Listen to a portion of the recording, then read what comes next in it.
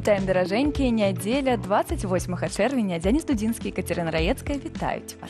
Спадзяёмся, што спякота гэтых выходных не пазбавіла вас бадзёрасці. Надвор'е як бы намякае, што сёння лепш застацца у цянючку і нікуды не хадзіць. Пагатоў мы шмат чаго падрыхтавалі, каб вам не было нудна і сумна. Сёння мы паспрабуем разабрацца, колькі ўлады Беларусі выдаткоўваюць на армію. Завітаем да сапраўднай амбасадаркі і даведаемся, як пазбавіцца шкоднікаў на сваёй зямлі. Мы пра агарод, калі вы разумееце, але... Ёсць адзін шкоднік у Беларусі яшчэ. І, вядома ж, наше традыцыйнае пытанне да гледачоў. Сёння нам стала цікава, а ці лічыце вы сябе багатым чалавекам? Не ў сэнсе духоўным, а даслоўна, мы пра грошы. Багацце, багацтва. Давайте так. Колькі грошай вы б хацелі мець? Пытанне. Ці як вызначыць, як зразумець, ты ўжо багаты ці не? Калі, напрыклад, я не пазычаю перад заробкам, я ўжо разбагацела ці яшчэ не? 2 разы ў год ездзіць на мора, на Мальдзівы, напрыклад. Гэта пра заможнасць ці яшчэ не? Ці багацтва, багацце гэта уласныя самалёты і выспы? Пішыце, што пра гэта думаеце, бо, здаецца, беларусаў асабліва ніхто не пытае, колькі грошаў ім нам хочацца быццам мае хапаць і пад 500. Ну, хоць бы па 500. І пакуль вы лічыце грошы, мы апавядзём пра тое, што ў Беларусі зменіцца з пачатку ліпеня.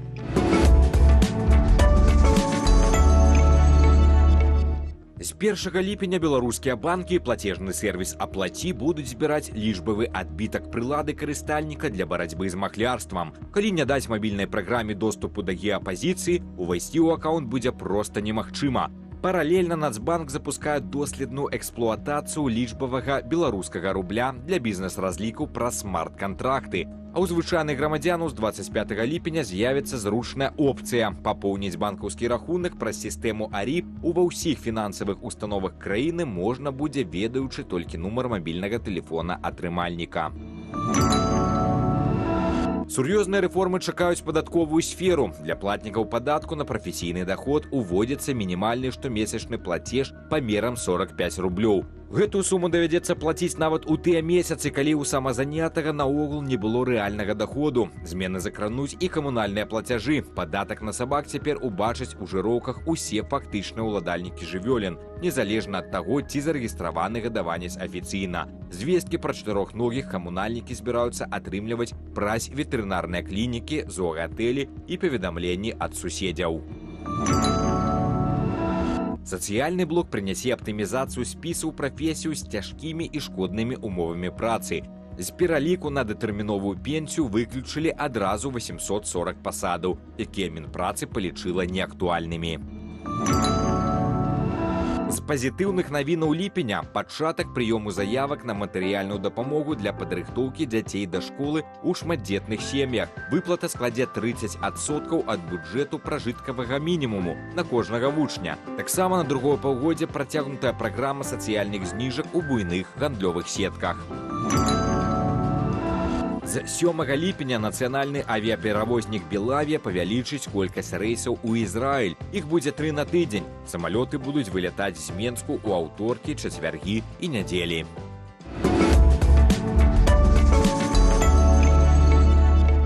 Вось такія змены чакаюць беларусаў з ліпеня, а ліпень, як вы разумееце, вельмі блізка.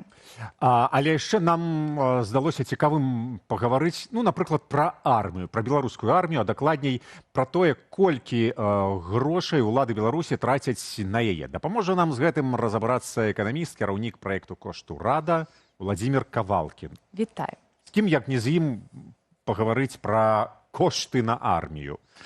Всем добрый день. Што такое беларуская армія зараз? Беларуская армія зараз гэта так... Прабач, выключна з пункта гледжання вайны Украіна-Расія, напрыклад. Гэта амаль нішто, гэта плюс-мінус 70 000 чалавек, з якіх боездольных тых, хто можа бегаць з аўтаматам кудысьці страляць каля 30 000, то бок гэта амаль што нішто.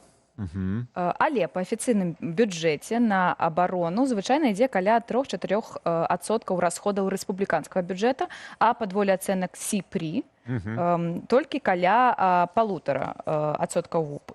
А эксперты, незалежныя, у сваю чаргу кажуць, што выдаткі вышэйшыя.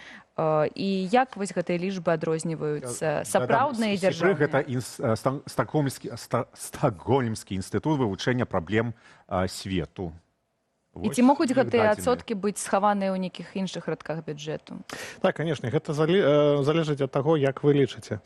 Тут ёсць некалькі метадалогіяў. Першае, пра што трэба распавесці, гэта метадалогія, напрыклад, НАТО супраць такой савецкай пасавецкай метадалогіі.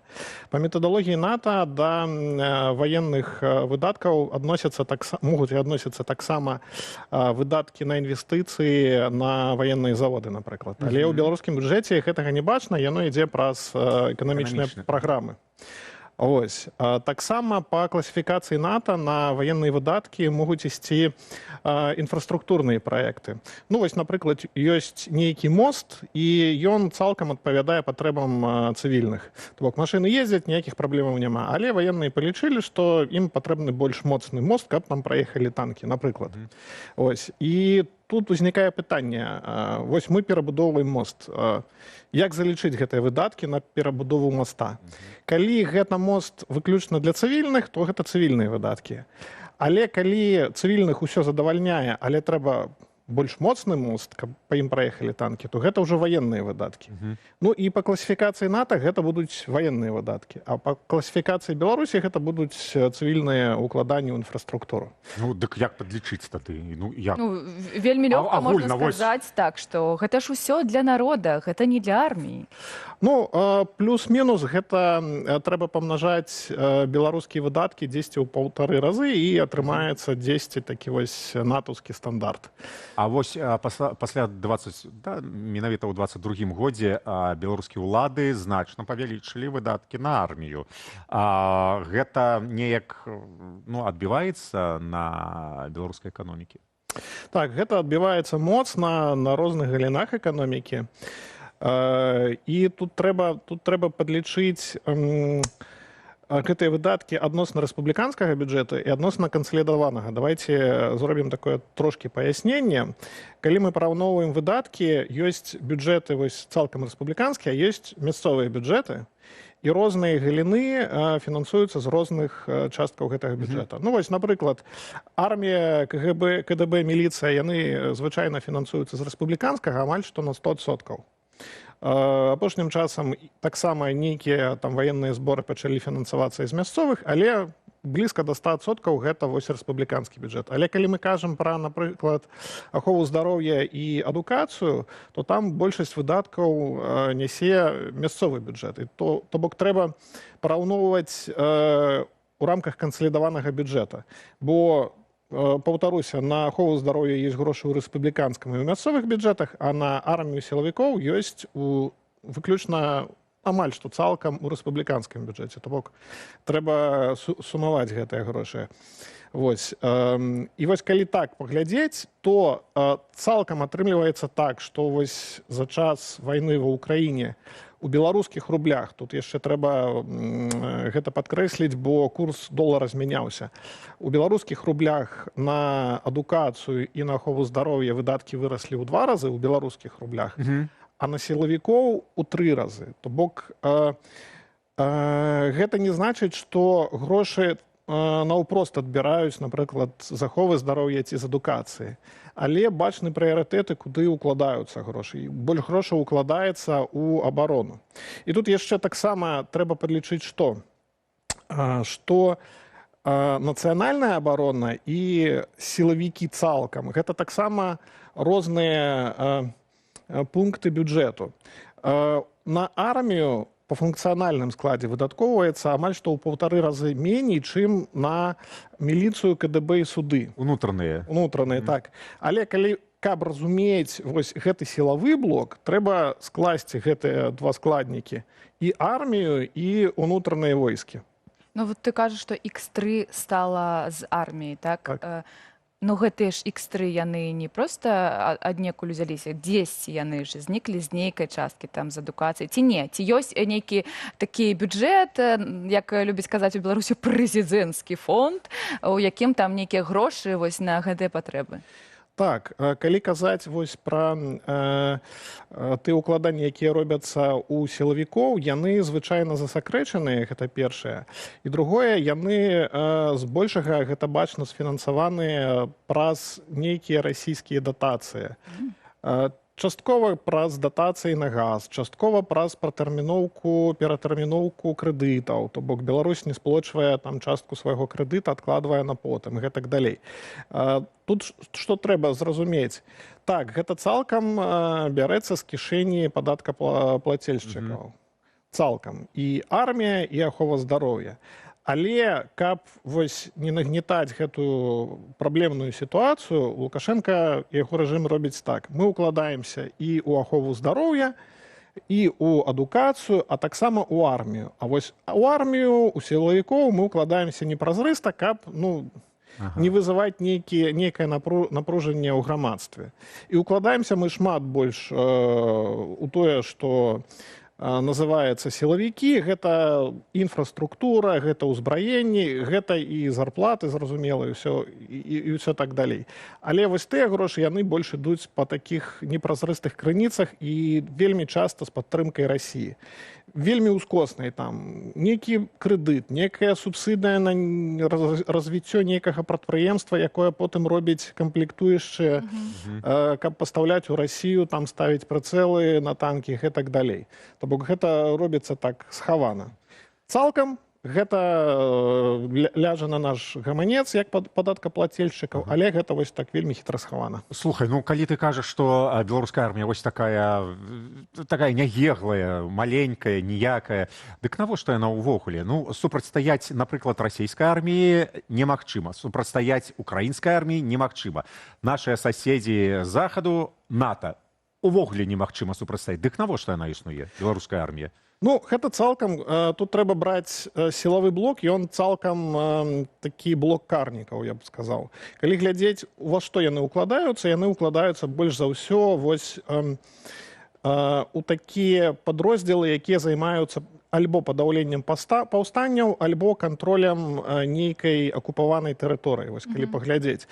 То бок гэта такая цяжкая пехота, якая працуе, ну, хутчэй не супраць нейкай арміі, а супраць мірнага насельніцтва. Вось, калі так паглядзець. Кантралюе тэрыторыю, так. І калі паглядзець, куды больш за ўсё ўкладаецца грошаў, гэта вось унутраныя войскі развіваюцца, розныя падроздзелы КДБ развіваюцца і гэтак далей. У армію таксама ўкладаюцца грошы, але гэта хутчэй сімвалічныя грошы. Ну, я кажу тут пра іскандеры.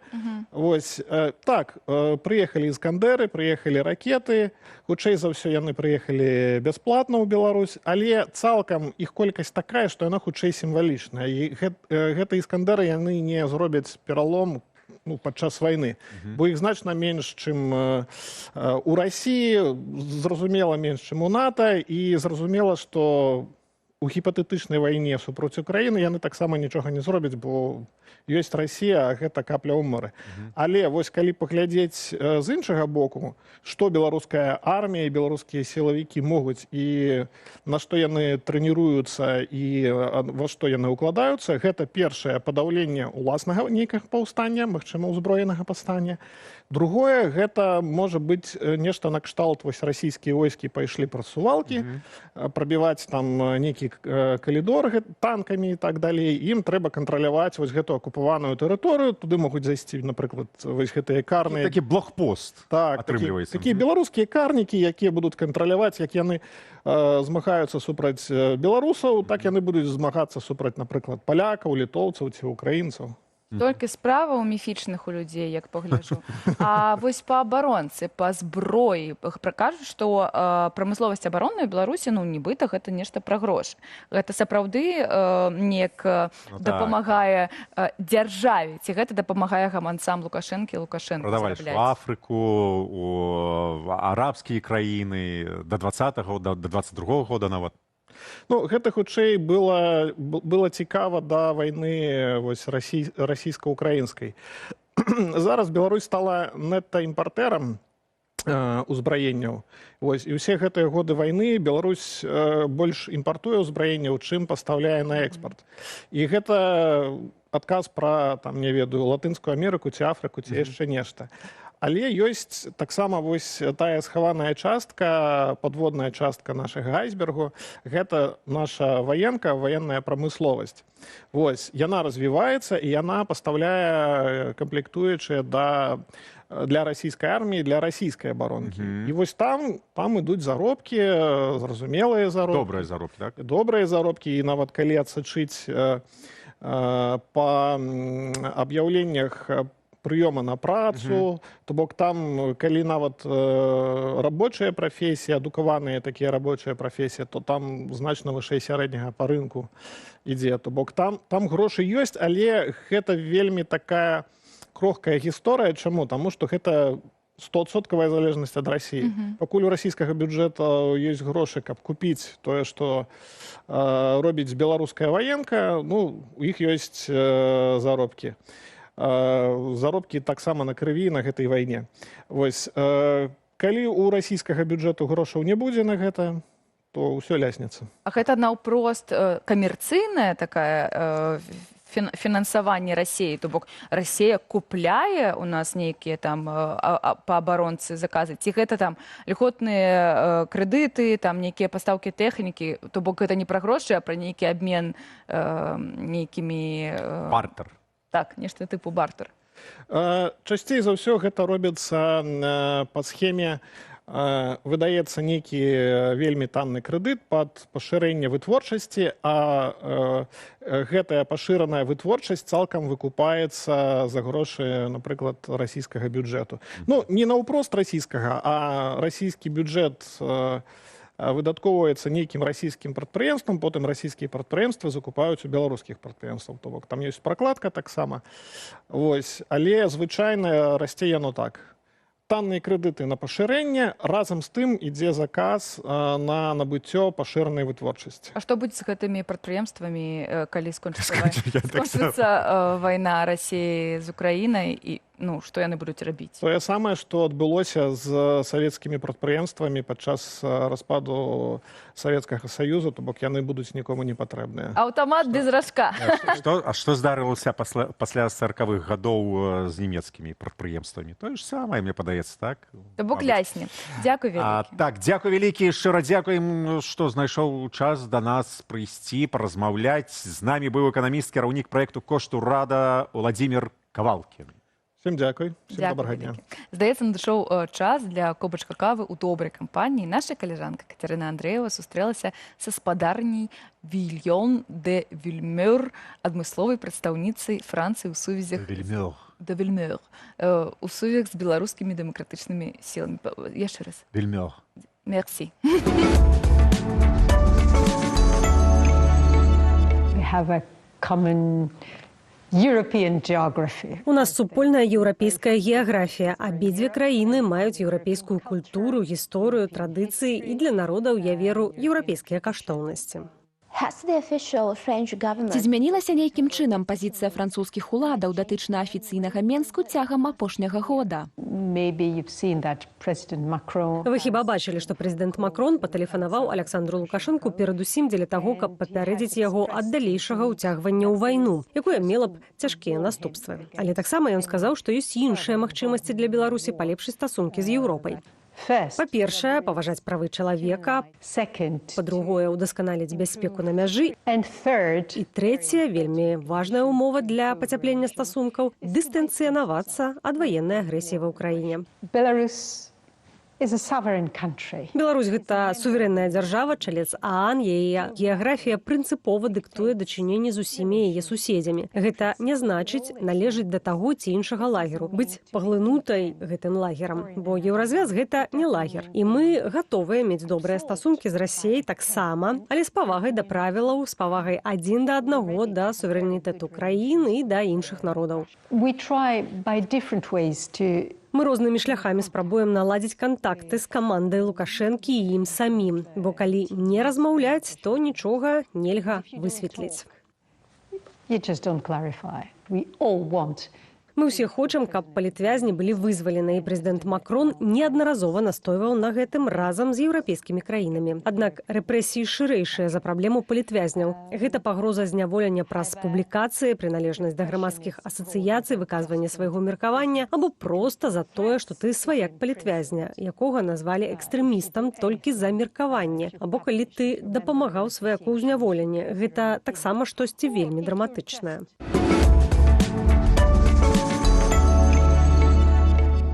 Працяг размовы са спадарняй Віолен де Вільнёв мы пабачым трохі пазней, але жыццё рэч непрадказальна, як і наша праграма. З кабінету амбасадаркі пераносімся на агарод. Не ведаю, колькі беларусаў у гэтую спякоту паехалі на лецішча ці ў вёску, але дакладна шмат. Бо агарод сам сябе не пераполе. Дапамагчы рукамі мы вам не можам з гэтым даць рады, а вось даць які-небудзь парады, гэта да нас. Мы такое можам. Таму сёння мы запрасілі інжынера-эколага Ірыну Герэра. Вітаем, Ірына. Вітаю. Вітаем. Як нас чуць? Добра. Добра. Глядзіце, самыя небяспечныя шкоднікі агародаў у Беларусі, так? Па-першае, хто гэта? Я памятаю каларадскі жук, мядведка і ўсё, і тля, нейкая там тля. Заліў усё гэта медным купаросам 80-е, 90-е годы, і ўсё расце. Што зараз адбываецца на беларускіх агародах? Ведаеце, вы амаль назвалі ўсіх асноўных шкоднікаў, якія порцяць жыццё нам і дасюль. Так, і ў цэлым народныя метады, разгадалі ўжо пра купарос, ён працуючы. Мы яго можам рэкамендаваць і выкарыстоўваць зараз, таму што это танны метад і даступны метад. Так. Даволі часта людзі пачынаюць задумвацца пра абарону ад гэтых шкоднікаў, калі яны ўжо нашкодзілі, калі паразіты з'явіліся, ці нейкія ямы з'явіліся, і ты разумееш, што кроц з намі разам тут. О, краты, так. Ці можам мы ў некаторых выпадках разлічваць на тое, што яны не з'явяцца? Ці, мабыць, варта рабіць прафілактыку і прадумваць усё ж такі на этапе уладкавання агароду? Спадзявацца на авось гэта самае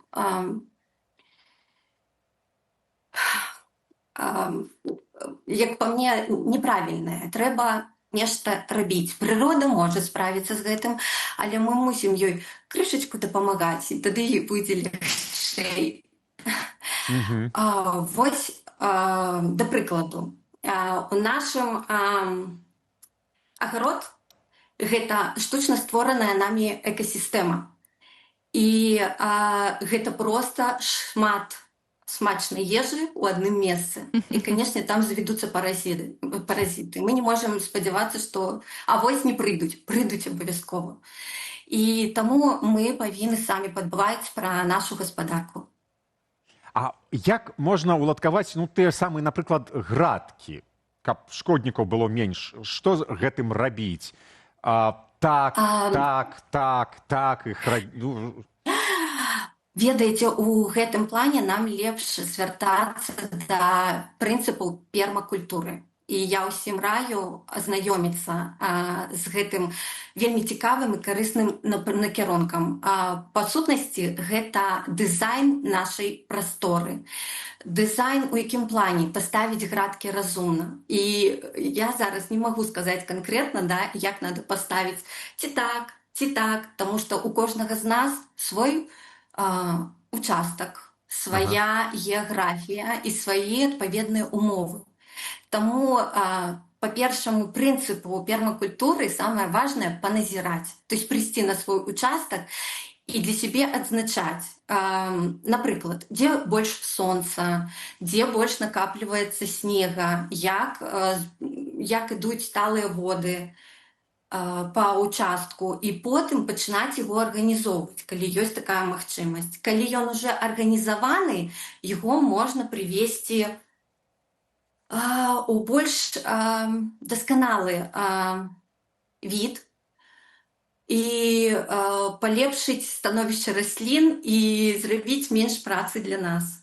Ну, добра, напрыклад, вось уладальнік агароду вызначыў, што вось гэтае месца, напрыклад, добра падыходзіць для бульбы. Але ж, наколькі я памятаю, нельга кожны год адны і тыя ж расліны саджаць у адным і тым жа месцы. Дык трэба ж неяк мяняць гэтае. Планаванне. Так, як гэта планаваць можна? Ёсць этапы, да? Каб працаваць са шкоднікамі, ёсць фізічныя бар'еры, якія мы будам уладкоўваць і рабіць у самым пачатку. І ёсць біялагічныя бар'еры. І вы кажаце менавіта пра яго. Калі мы берем культуры і стараемся не садзіць одну культуру, аднаго сямейства поруч, каб болезнь не расходзілась хутчэй. Это, напрыклад, як бульба і таматы. Яны у нас аднаго сямейства, і таму хвароба будзе разыходзіцца ад адной культуры да другой. Таму наша задача аднолькавыя сямействы размясціць падалей адзін ад аднаго. І лепей памешаць поруч з іншымі сямействамі. Это першае. І другое, кожны год запар трэба мяняць культуры. Гэта вельмі важна. Таму што, напрыклад, мы пасадзілі рапс, да, і на наступны раз ужо капусту мы не можам пасадзіць, таму што паразіты рапса могуць перайсці на яе. А што яшчэ нельга? Бульба з таматамі, рапс з капустай, што яшчэ?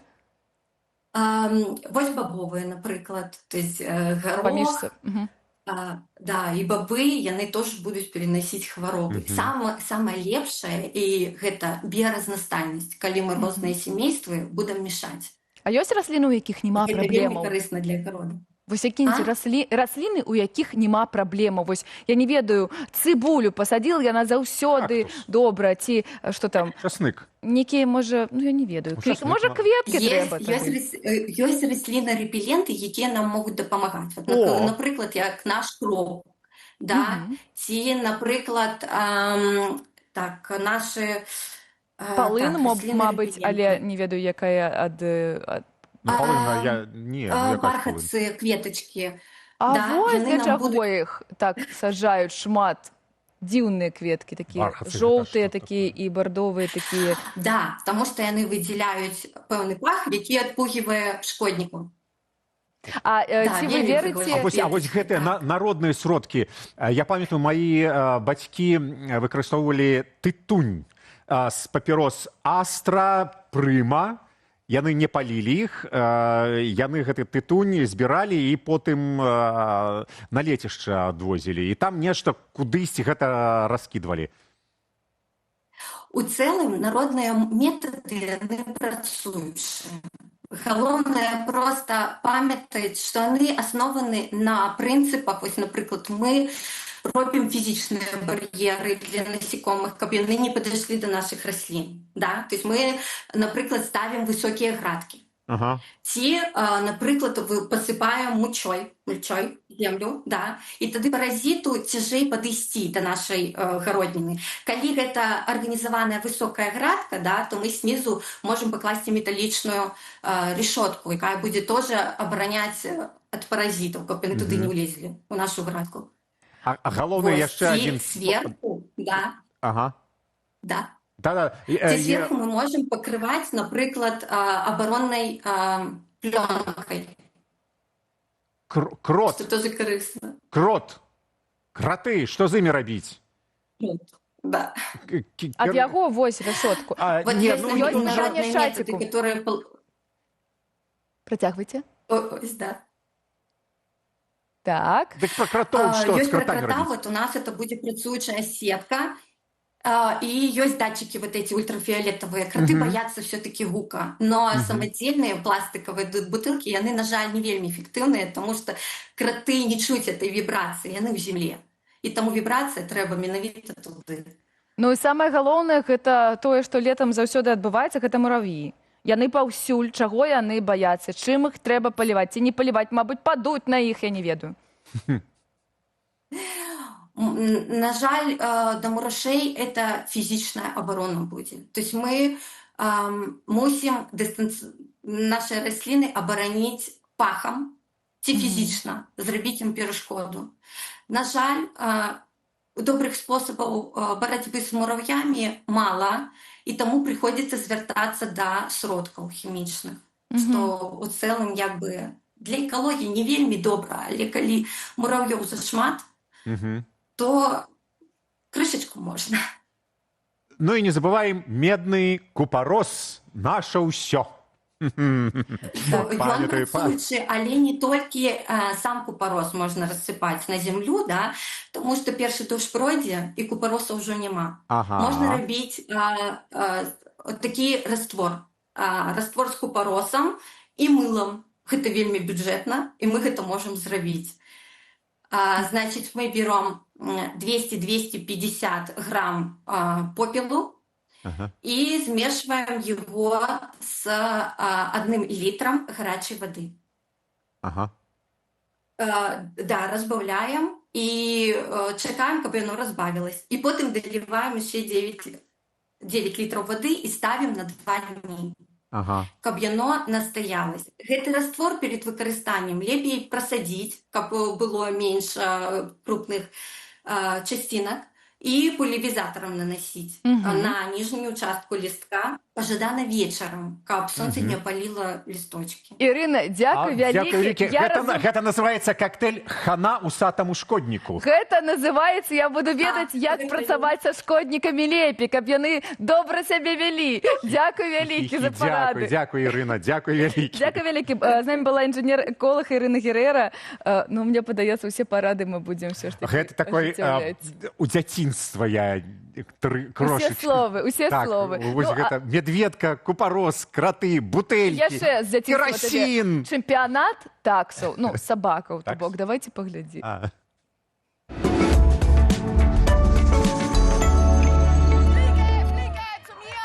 Для ўсе спаборніцтвы гэта барацьба за секунды і рэкорды. Часам галоўнае ў іх добры настрой. У Германіі прайшоў адкрыты чэмпіянат таксаў. Больш як 100 чатырохлапых спартоўцаў бегалі па асобных дарожках, а гаспадары на фінішы заахвочвалі іх ласункамі і цацкамі. Праўда, таксы вядомыя сваім упартым характарам. Таксы бываюць вельмі упартымі, таму хтось можа ў апошні момант проста перадумаць бегчы. У гэтым і ёсць уся весялосць. Ад прыроды таксы дрэнна падаюцца дрэсуры, але пры гэтым надзвычай адданыя сваім гаспадарам. Для нас такса адзін з сімвалаў гэтага краю – Мюнхену, Дахау і ўсёй Баварыі. Як у нас кажуць, які гаспадар, такі і сабака. І гэтак жа, як мы, баварцы, бываем упартымі, упартаю бывае і такса. Для многіх гаспадароў гэта спаборніцтва не пра перамогу, а пра магчымасць весела правесці час разам са сваімі гадаванцамі. Удзельнічаць у забегах маглі толькі таксы. Сабакам іншых пародаў дасталася роля гледачоў і заўзятараў. Пакуль Еўропа ратуецца ад чарговай хвалі спёкі, у Лондоне прапануюць астудзіцца сярод мастацтва. У галерэі Тейт Модерн адкрылася вялікая выстава, прысвечаная Фрыдзе Калё, мастачцы, якая даўно стала не толькі сімвалам Мексікі, але і сусветным феноменам. У экспазіцыі сабралі дзясяткі знакамітых аўтапартрэтаў Фрыды, ейныя асабістыя рэчы, адзенне і праца мастакоў, якіх яна натхніла. Арганізатары расказваюць не толькі пра жыццё Калё, але і пра тое, як пасля смерці яна ператварылася ў адну з самых пазнавальных постацяў у свеце культуры. Уплыў Фрыды Калё быў велізарны і з гадамі толькі ўзмацняўся. Пры жыцці яе найперш ведалі як жонку знакамітага мастака Д'его Рыверы, але пасля смерці яна перасягнула ягоную вядомасць. Людзей прыцягвае ейная складаная ідэнтычнасць. Яна казала пра свае мексіканскія, іспанскія, нямецкія карані. Акрамя таго, у сваіх працах яна шчыра расказвала пра асабісты боль, фізічны і душэўны. Многія пазнаюць сябе ў гэтых перажываннях, а яе сіла і стойкасць сапраўды унікальныя. Цікава, што яшчэ да адкрыцця выстава паставіла рэкорд Тейт Модерн. Загадзя на яе набылі больш за 40 000 білетаў. Куратары ўжо называюць гэта эфектам Фрыды. А вось на невялікім дацкім востраве Фаня неба на некалькі дзён ператварылася ў сапраўдную галерэю пад адкрытым небам. Тут прайшоў адзін з найбуйнейшых у свеце фестываляў паветраных змеяў. Над пляжам узляцелі дзесяткі тысяч змеяў самых неверагодных формаў і колераў. У небе луналі цмокі, кіты, васьміногі, крабы і нават касманаўты. Некаторыя канструкцыі былі настолькі вялікія, што для іх запуску патрабавалася дапамога цэлых камандаў. Фаню – цудоўнае месца для запуску паветраных змеяў. Тут вельмі шмат прасторы. Гэта сапраўды нешта асаблівае, бо ў многіх краінах запускаць змеяў на пляжах забаронена або абмежавана. А тут і месца стае, і людзі вельмі прыязныя, усміхаюцца і радуюцца разам. Сёлета на фестываль прыехалі каля 5000 удзельнікаў з 26 краінаў. Усяго ж над узбярэжжам адначасова луналі прыкладна 25 000 паветраных змеяў. І зноў вітаем всех. Сандра далучылася да нас у студыі, і мы хацім, па-першае, павіншаваць нашых беларускіх жанчынаў, якія беларускай зборнай плывуць зараз ці пераплылі. Пераплылі ўжо Ла-Манш. З Англіі ва Францыю. Давайте паглядзім, як гэта было, калі мы бачым гэты матэрыял. Ну яны. 16-17 градусаў тэмпература вады ў Ла-Маншы, звычайна. А плылі яны амаль 14 гадзін. Так. Мне падаецца, упершыню ў 1870 годзе. Калі я не скажу, што гэта была група ў ружовых купальніках, я не смогу жыць. Там у паласатых. Ой, Сандра, все, не давай яму нічого казаць, давай свае навіны. Так само, жанчыны, наши дзяўчыны, мы вас віншуем. Супер. 50 кілометраў праплылі, гэта прямо вау. Ну што, сябры? Давай. Хто там жыве у Менску, зачыняйце свае вокны.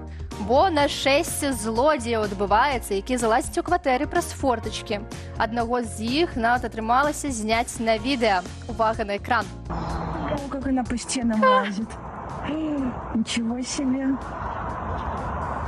Злая ваверчина. Как она по дому лазит. Якая. Как она высоко. Оп.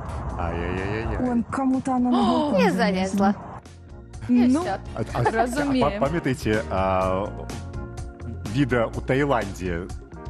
У Таиланде малпа, орангутанг залез. Я не бачила. Залез на кухню, нешта схапіў і пабег. Дякую Богу, што у нас толькі вавёркі. Яны малыя і вельмі смешныя. Што яшчэ? Это правда. Слухайте, вось мы ўсе звыкліся чуць, што моладзь цяпер нічога не ўмее, толькі сядзіць у сваіх тэлефонах. Але я вам принесла доказ, што гэта не так. На вулачках Беларусі быў заўважаны хлопец, на як ён сам называе бульба-мобіле. Давайте поглядим. Сами собрали такое чудо? Вы кто, инженер по образованию, нет? Я еще только 11 класс. Круто. И сколько у вас времени ушло на сборку этого чуда? На это конкретно 8 месяцев. И как вы его назвали? Пока что не придумал, но вот люди подсказывают, говорят, пускай будет бульбомобиль. Бульбомобиль, супер.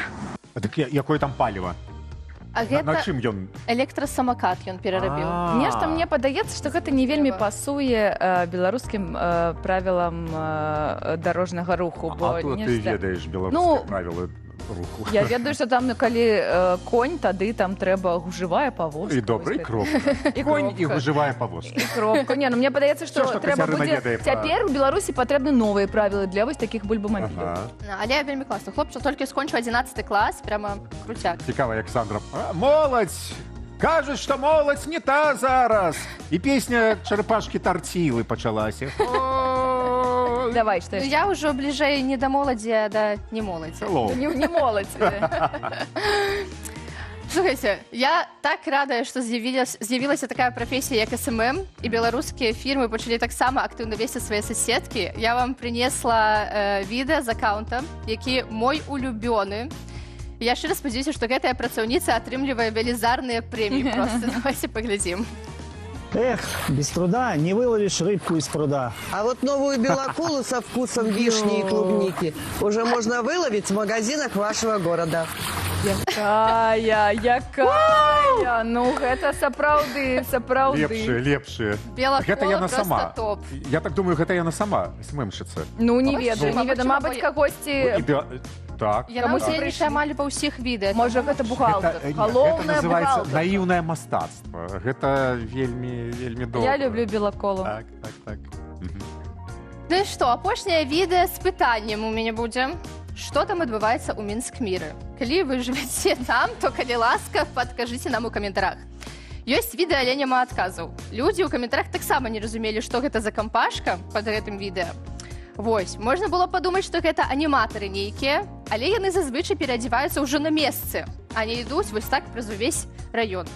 Можа, гэта прыйшла замена квадроберам? Давайте паглядзім.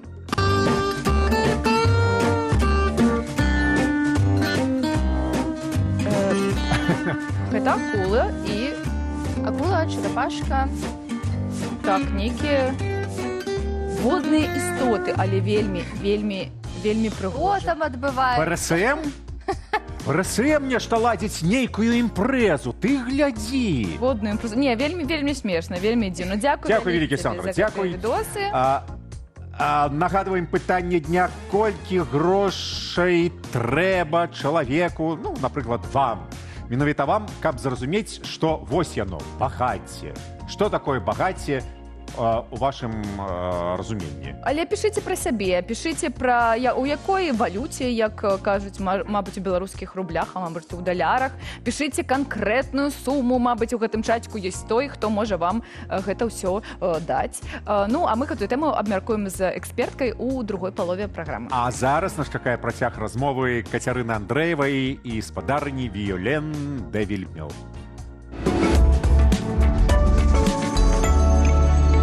Ці маглі б вы распавесці пра сваю штодзённую руціну? Я пастаянна жыву ў Парыжы і рэгулярна наведваю Варшаву, Вільню і іншыя краіны, дзе ёсць беларуская дыяспара ў выгнанні. То бок я не знаходзілася ўвесь час у гэтай амбасадзе, але амбасадар Францыі ў Польшчы прымае мяне тут у кожны мой візіт. Справа ў тым, што большая частка беларускай супольнасці ў выгнанні прыехала менавіта ў Польшчу. Польшча паказала гасціннасць і надала большасці з іх прытулак. Тут вельмі жывая супольнасць, якая дапамагае адзін аднаму. Гэта адметна. Keep informed. Thanks to media, including Belsat. Перш за ўсё я атрымліваю інфармацыю дзякуючы медыям, тым ліку Белсату. Гэта вялікія аб'ёмы аналітыкі, артыкулаў, навінаў, онлайн і друкаваных. Вельмі важна сачыць за імі. Мы таксама маем амбасаду ў Менску, якая штодзённа падае звесткі і аналіз. І потым на базе гэтага я намагаюся мець як мага больш прамых кантактаў з дэмакратычнымі сіламі ў выгнанні, каб удакладніць, ці адпаведна я разумею сітуацыю. Таксама я стараюся падтрымліваць івенты, якія яны арганізоўваюць, ладзіць сустрэчы з уладамі як у Францыі, так і за мяжой.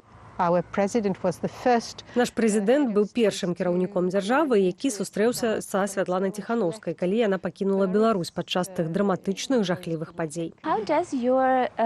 Як пачынаецца ваш звычайны працоўны панядзелак, працоўны дзень спецыяльнага пасланніка?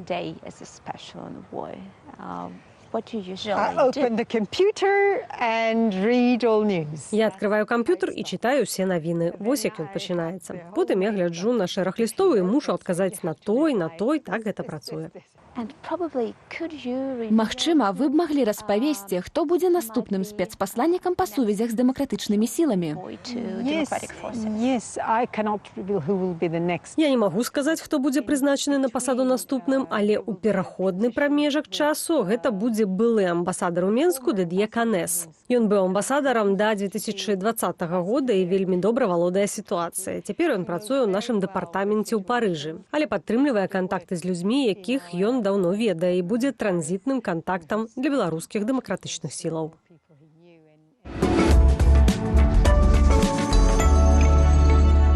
Спадарня де Вільмёр глядзіць Белсат? Ну, усе глядзяць Белсат. Merci beaucoup, madame de Villemer. Je suis Belsat. Гей! Каналія. Ці пішуць яшчэ нешта, мабыць, па-французску нам у каментарах? Па-французску не пішуць, але пішуць па-беларуску.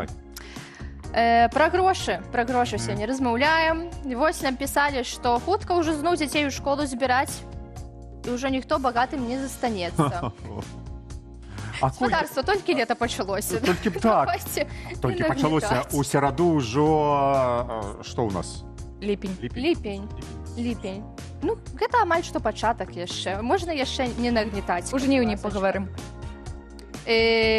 Гаррі Давідсон нам пісаў, што ён не лічыць сябе багатым, але лічыць, што беларусам трэба вучыцца капіталізму. Грошы любяць усе, і гэта нармальна, але прынята гэта хаваць.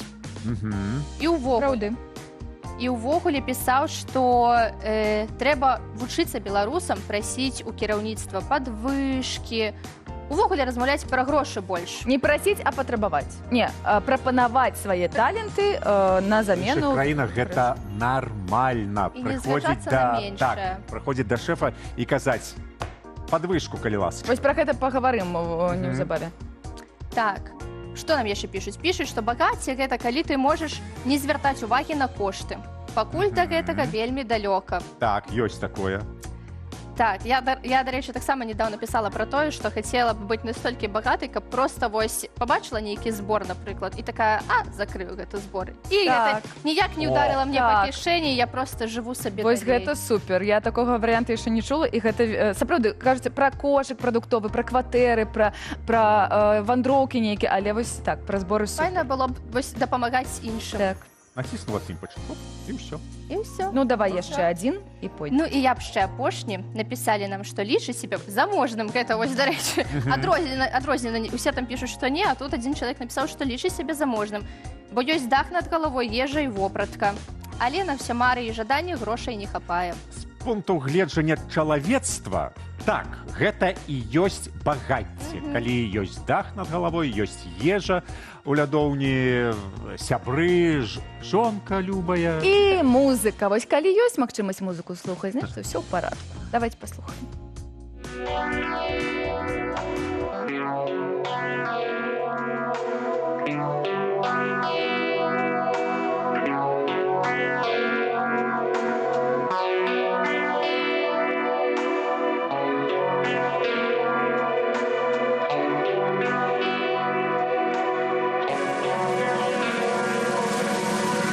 Пролетали мимо сотни километров, миллионы лиц, которых я не видел.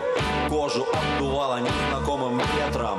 Я его вдыхал, любил и ненавидел. В голове моей одна и та же схема. Ну, когда же меня выкинет на берег? Когда под ногами я увижу землю, тогда буря моих кончится истерик. Радостный и злой, раненый мечтой, но еще живой, я вернусь домой. Я вернусь домой.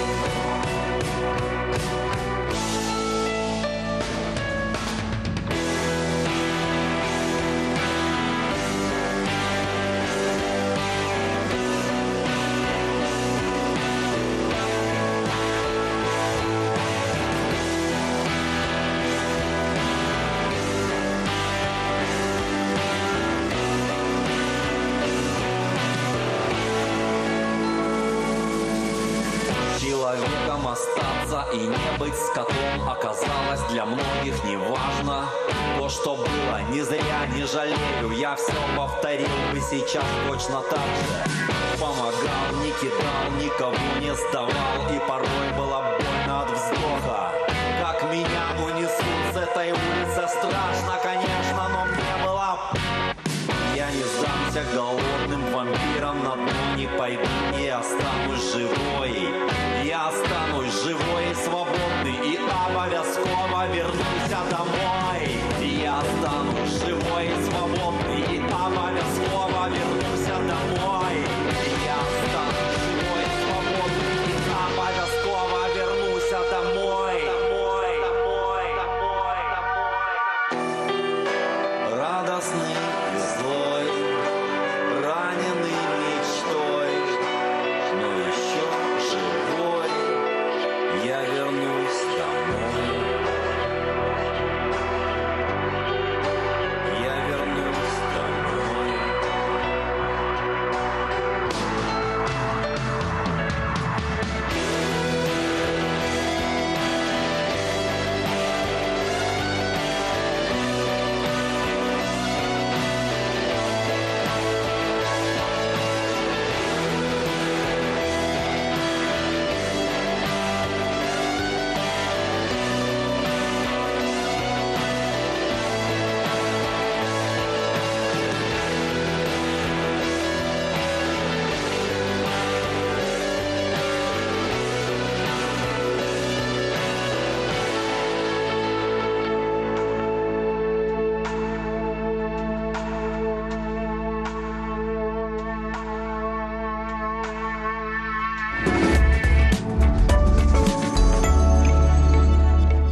Вітаем, шановныя, вы глядзіце раніцу з Белсатам, у студыі Дзяніс Дадзінскі, Кацярына Равецкая. Мы працуем для вас.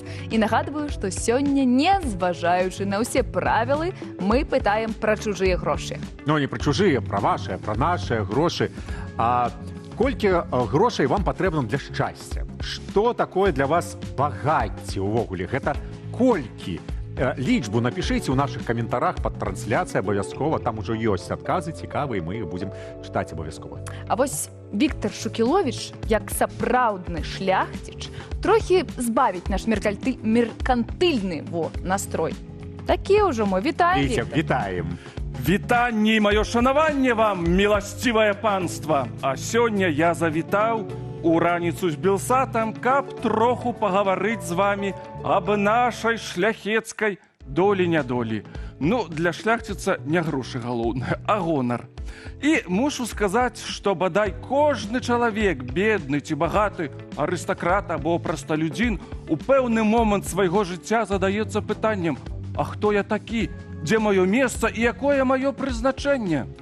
Гэтак нашая шляхта ў 16 стагоддзі задумалася: а чаму гэта мы валадарым іншымі людзьмі, да менавіта нам належаць багацці гэтага свету?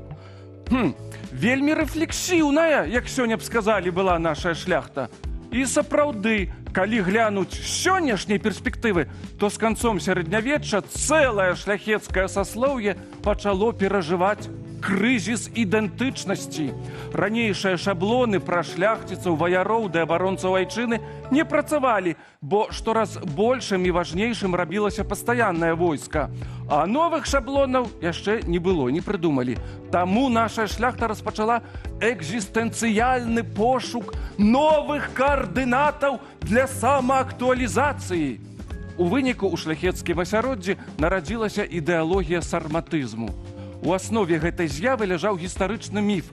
Нібыта ўся мясцовая шляхта паходзіць ад старажытнага і ваяўнічага, свабодалюбімага племені сарматаў, якое калісьці заваявала тутэйшыя землі і дало пачатак рыцарскаму шляхецкаму саслоўю. Сяляне ж лічыліся нашчадкамі іншых заваяваных народаў, што ў тагачаснай логіцы тлумачыла няроўнасць.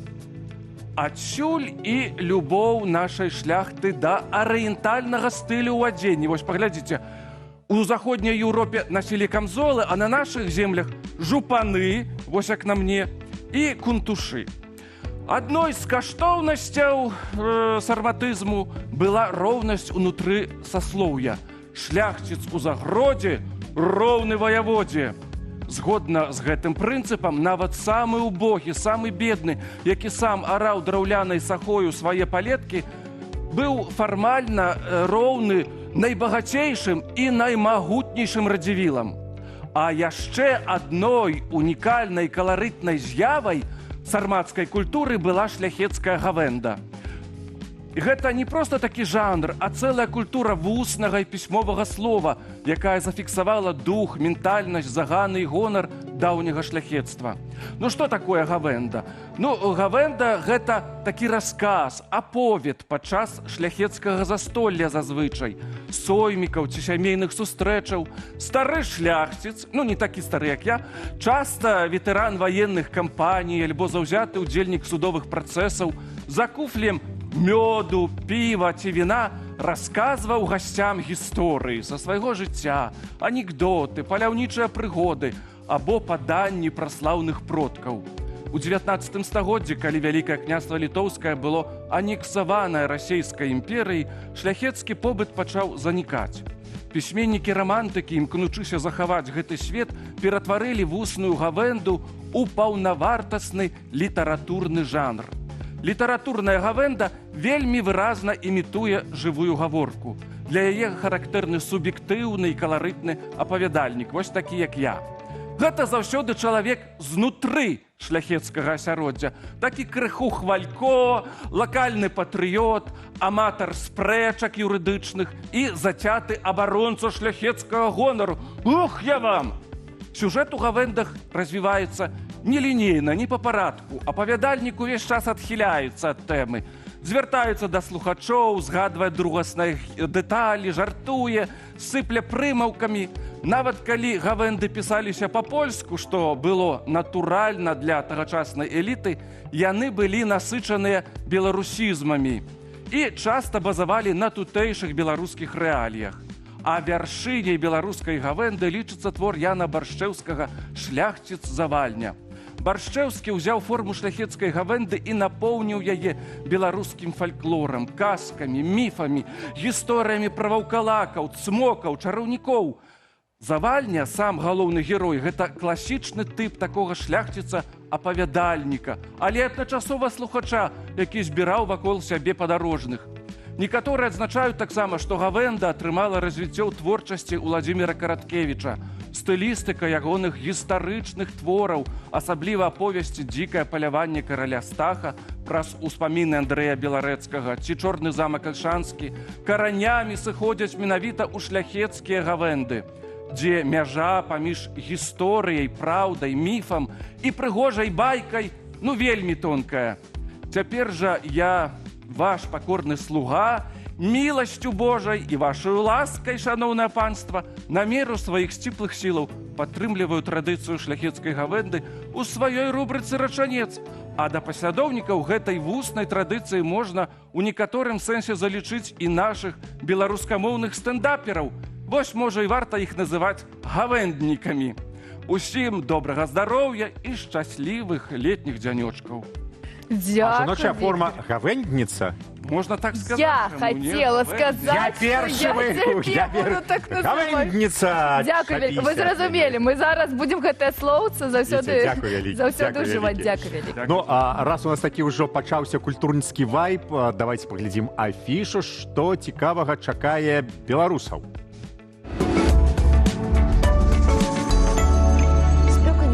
Адступаць, але калі вечарамі не хочацца сядзець у дома, а на Менскім моры ўжо былі і не раз, вось некалькі падзеяў, якія варта дадаць у свой культурніцкі маршрут. У Мінску 30 чэрвеня моладзевы тэатр эстрады закрывае сезон вялікім шоу «Рэкорд года». На сцэне збяруць самыя папулярныя нумары сезону, узнагародзяць найлепшых артыстаў і пакажуць нечаканыя дуэты. Добрая нагода яскрава развітацца з 29-м сезонам тэатру. Таксама ў Менску з 30 чэрвеня адкрываецца выстава дыпломных работаў выпускнікоў Беларускага дзяржаўнага універсітэту культуры і мастацтваў. Да 17 ліпеня можна бясплатна пабачыць кераміку, ткацтва, маляванкі ды іншыя прыклады сучасна-дэкаратыўна-прыкладнога мастацтва у галерэі універсітэт культуры. Пераносімся ў замежжа. Сёння да 18 гадзіны ў варшаўскай кнігарні «Букіністка» праходзіць камерны гаражны распродаж. Арганізатары абяцаюць атмасферу, цытата, «павольнай летняй нядзелі» з кнігамі, музыкай і халоднымі напоямі.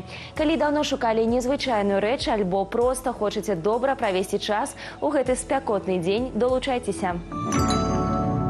І ў канцы падзеі з Нямецчыны. Беларуская мастачка Марына Напрушкіна сталася удзельніцай еўрапейскага біеннале «Маніфеста», што сёлета праходзіць у Бохуме. Артыстка прэзентавала праект пра ролю працоўных мігрантаў у гісторыі рурскага рэгіёну.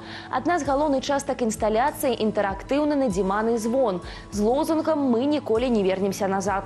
Пабачыць польска-беларускі праект, а таксама інсталяцыі іншых краінаў можна да пачатку кастрычніка. Спадзяёмся, вы паспелі занатаваць тое, што вас зацікавіла. А вось мы зараз пачынаем размову пра галоўную тэму дня, пытанне сённяшняга дня, колькі грошай нам трэба, каб лічыць себя багатым, заможным. Што такое багацце ўвогуле? І калі вы маеце такое пытанне да сусвету, чаму я, чаму ты, чаму ён, яна не багатыя, чаму не мільянеры, будзем шукаць адказы разам з псіхалагіняй, кар'ернаю кансультанткаю Таццянай Демчук. Таццяна, вітаем. Вітаем, Таццяна. У сацыяльных сетках зараз у блогераў шмат разоў я бачыла цытату, што багаты чалавек – гэта той, які шукае магчымасці, а бедны – гэта апраўданне, ўсё апраўданне. То бок, можа, мы такія небагатыя, таму што лянівыя? Самі вінаватыя. Можна так сказаць, самі? Насамрэч, Ну, давайте начнем с того, что все, что накладывает такую дихотомичность, ну, типа, там, богатый, бедный, вот это богатое мысление, бедное мысление, с конца 20-го стагоддзя, это все, ну, вельмі так спрашчае. Это такая досыць такая, я б не сказала, что гэта штосьці псіхалагічнае ці коучынгавае. Гэта метафора, якую прям выгодна выкарыстоўваць, каб нешта выпраўдоўваць якраз таки, да? Каб, напрыклад, нейкі наратыў нам давесці, што вот вы самі вінаваты, і насамрэч нічога карыснага ў гэтым няма, акрамя таго, што вы будзеце заўсёды пачуваць сябе ў пачуцці сораму і правіны. Таму і гэта вельмі часта выкарыстоўваюць у продажах, гэта вельмі часта выкарыстоўваюць у інфабізе, а для таго, каб как бы на сораме прадаваць прасцей за ўсё, таму што чалавек такой, боже, да, я ж как это неправільна думаю. І вот, і, собственно, да, куплю чарговы курс, можа стану думаць правільна, і грошы я заработаю. Насамрэч так не працуе. Таму... А вось ты казала мысленне, так? Багатае мысленне. Так. Я памятаю, у канцы 90-х нават кніга такая была вельмі папулярная, «Думай і багацей», не памятаю да, аўтара. 7 навыкаў высокаэфектыўных, там, багаты папа. Так. Але гэта працуе, калі думаць эфектыўна, думаць пра грошы. Зразумела, трэба яшчэ нешта рабіць. Але таксама не толькі думаць, а як думаць, якія установкі трэба. І яшчэ одно пытанне да гэтага пытання. Калі кажуць, не сябруй з беднымі, сябруй з багатымі. Ці можна багацім заразіцца? Не. Ну, насамрэч, вы чуеце, да, вот этот вот... На психологічным узроўні, зразумела. Да, ну, давайте повернемся зноў-таки до вот этой багаты тата, бедны тата, вот все, что до нас трапіла ў канцы 90-х, гэта, ну, мае, акрамя психологічнага, яшчэ такую сацыяльна-ідэалагічную падставу. Па сутнасці, да, распаўся Савецкі Саюз, быў тут леніна-марксістская ідэалогія, і тут прыйшоў такі неолібералізм амерыканскі, дзе ты сам сабе праект, ты сам сабе прадпрымальнік, і мы такія, типа, ну, я сам сабе праект, сам сабе, але контекст зусім іншы. І вот в гэтай гісторыі, калі мы пачынаем пра мысленне багатае, беднае, мы забываем улічваць контекст. І вот это вот самае галоўнае, тому што контекстуальна мы знаходзімся ў розных умовах. І вот я заўсёды люблю вот этот прыклад, может, зараз трошки не на тое пытанне, але ён мне зараз узгадаўся. Помните, вот этот сериал мы уже глядзелі там, дзе пра Бекхэма было. І калі она такая вырасла ў я вырасла ў звычайнай сям'і, і там заходзіць Дэвід Бекхэм, і такой, твой тата вёз тебе на Роллс-Ройсе. І, ну, таму тут важна просто улічваць вось гэты кантэкст, у якім мы жывем, і калі мы пачынаем казаць, што да, можна заразіцца там багаццем, ці можна заразіцца беднасцю, мы можам трапіць у такое поле дэфіцыту. Это факт. Таму што калі мы пачынаем размаўляць з людзьмі, гэта бачна па прафесіях, звязаных з сацыяльным, пэўна, дапамогай, напрыклад. Калі мы трапляем у поле дэфіцыту, мы трапляем у такую... Ну, я б не сказала, что это, да, в какое-то бедное мысленне, але мы не то, что заражаемся, что такое поле ўвогуле, да, то бок мы пачынаем размаўляць з людзьмі, которые доўгі час знаходзяцца ў дэфіцыце, і гэта сапраўды можа нейкім чынам на нас уплываць. Станем ад гэтага беднее, няма такіх даследаванняў. Ну, то бок, але тое, што мы можам сябе пачынаць, тут іншае можа механізм спрацоўваць, мы можам пачынаць сябе адчуваць, што мы нешта мусім зрабіць для гэтых людзей, што мы мусім нешта зрабіць... Падштурхнуць сябе. Падштурхнуць. Вот так, знаете, ратавальнік, агрэсар, да, типу, і вот ахвяра, хаця не заўсёды бедна значыць ахвяра, але мы можам пастарацца вот, ну, нешта рабіць, і гэта нейкім чынам будзе ўплываць на наш стан. Увогуле, ну, да, псіхаэмацыйны, не толькі на мысленне. Таму сказаць там, да, што заразіцца хіба не, але то, што это можа ўплываць, да, і не заўсёды, а некаторых людзей это, наадварот, падштурхоўвае. Ну, типу, я дакладна не хачу так. То бок мы не можам так адназначна сказаць. Ёсць некалькі такіх рэчаў, якія беларусаў робяць беднымі. Ну, там, чыноўнікі, паборы, падаткі, нейкія там штрафы, гэта адное, мы разумеем гэтую сферу. А ці ёсць нейкія псіхалагічныя установкі менавіта ў беларусаў, якія перашкаджаюць быць, ну, давай так, фінансава устойлівымі? Окей. Насамрэч, ёсць у нас, ну, как бы тэма, мы уже пра гэта казалі, тэма грошай, а яна такая прям, ну, вот сорамам, там, вот пра грошы размаўляць нельга. На суразмовах мы пра грошы таксама беларусы, ну, вот калі параўнаць там, да, беларусы і амерыканцы, амерыканец заўсёды будзе ісці ў перамовы пра грошы, просто таму што гэта нармальна самого Так, детства. так.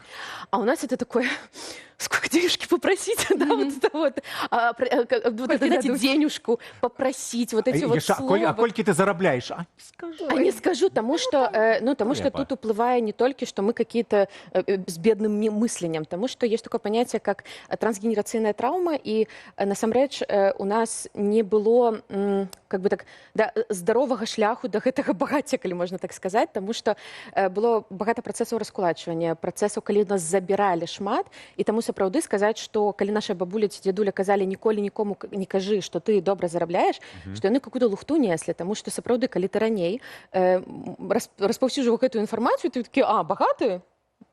Ідзі сюды, з глаз. А з глаз это, дарэчы, это яшчэ адна цікавая гісторыя.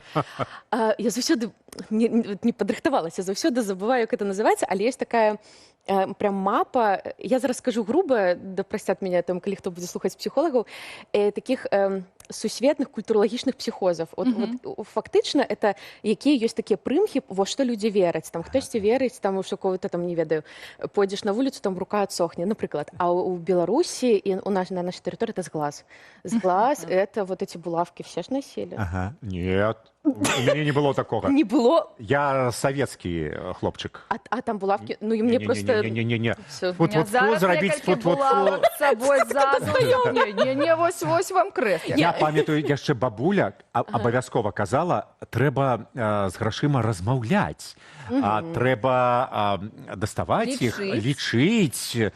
І любіць іх, да, ага, ну, а калі казаць пра акрамя з глазу, да, вот этот, ну, бачыце, да, шмат пластоў гэтай тэме, нельга сказаць, што там, да, вот у нас какое-то мысленне не то. Но ёсць яшчэ вось гэтыя вот эти установкі, перакананні, з якімі мы жывем, і гэта цікава вельмі даследаваць, тому што у кожнай сям'і яны будуць свае. Напрыклад, не жылі багата, не трэба пачаць. Да, ці вялікія грошы, вялікая адказнасць, і гэта сапраўды так, але што у вас, ну, можна для сябе зрабіць такую аўтапсіхалагічную гісторыю, вот прям напісаць слова грошы, і вот все асацыяцыі, якія ці багацце, напрыклад. І паверце, што з багаццем будзе багата страху у многіх людзей, таму што багацце там, і там я калі, ну, напрыклад, там даследавала з кліентамі ці і сама з сабой гэтую тэму, там выплываюць розныя гісторыі, тут такое, адкуль гэта, ну, я пра гэта не чытала нідзе, а яно ёсць. Вот там, і там уже пачынаецца даследаванне, как бы не столькі адкуль, а як гэта. Да, адкуль можна даведацца, але важна тут, як гэтая установка, гэтае перакананне зараз, ну, на мяне яно працуе ці не, можа, яно зараз на мяне не працуе, і яно, как бы, хутчэй мяне абмяжоўвае. Цікава. Да, таму што, как бы, калі гэта штосьці ёсць у нас унутры, нейкую функцыю яно нясе. Можа быць, я такім чынам не хачу думаць пра штосьці яшчэ, таму што пра грошы думаць прасцей. Ну, вот это такая таксама можа быць пастка. Памятаеце, у залатым целе, Шура, колькі вам патрэбна грошай для шчасця? 357 рублёў 5 копеек. Не, я маю на ўвазе не зараз, а ўвогуле колькі? Мільён. Вось, ага. Дарэчы, да мільёнаў. Частка, ну, вялікая частка беларусаў і беларусак зараз працуе нават не на адной працы, а на некалькіх. Некаторыя там у 2 смены, напрыклад, ты працуеш на асноўнай працы, пасля там дабіраеш падпрацоўку дома. Некаторыя там увечары пасля асноўнай працы працуюць у таксі, таму што не могуць зарабіць у сваёй прафесіі ці ў сваёй краіне, ці ў сваім горадзе тую суму, якая ім патрэбна. А ці вось гэтае такое драбленне гэтых працоўных часоў, яно і працоўных гадзінаў, яно неяк уплывае на псіхалогію, што ты заўсёды у такім напружанні. Вот, ну, самае першае, то, што заўсёды ёсць вот эта напруга, ну, тут нельга сказаць, ну, там працую менш, да, ну, как бы, калі чалавека гэта пытанне выжывання. І тут сапраўды, вот той, пра што я сказала на пачатку, трэба ўлічваць кантэкст. Кантэкст заробкаў, кантэкст дзяржаўна-палітычнай сістэмы увогуле, што адбываецца. І толькі тут, ну, хіба, калі мы вяртаемся, да, да псіхалагічнай плашчыні, а не, да, сацыяльнай, што там адбываецца ў грамадстве, то вот той, пра што, у чым ёсць, ну, давайте назовем это плюс вот этого, что все ж таки что-то от тебя залежит, да, вот это мысление, это вертание себе отказности. Ну, типу, потому что вельми легко тут сойти вот в этот стан ахвяры, что у меня лапки, как эта держава, все у меня там, да, дрэнна, я мушу там працаваць больш, каб зарабляць больш. У гэтым ёсць доля ісціны, але ты таксама суб'ект, і вяртаць себе вот эту суб'ектнасць, что, а что я, як дарослы чалавек, могу. И вот это не заўсёды прыемна. Ну, типу, потому что, как это, тут оказывается, что еще, может, тут другая плашня, да? Другі бок гэтага ўсяго, можа штосьці рабіць трэба, штосьці мяняць трэба, мяняць страшна. Вот, таму да, вяртанне суб'ектнасці, вяртанне сабе адказнасці гэта першы шлях да таго, каб ну неяк тогда пасябраваць са сваім фінансавым мысленнем, няхай так.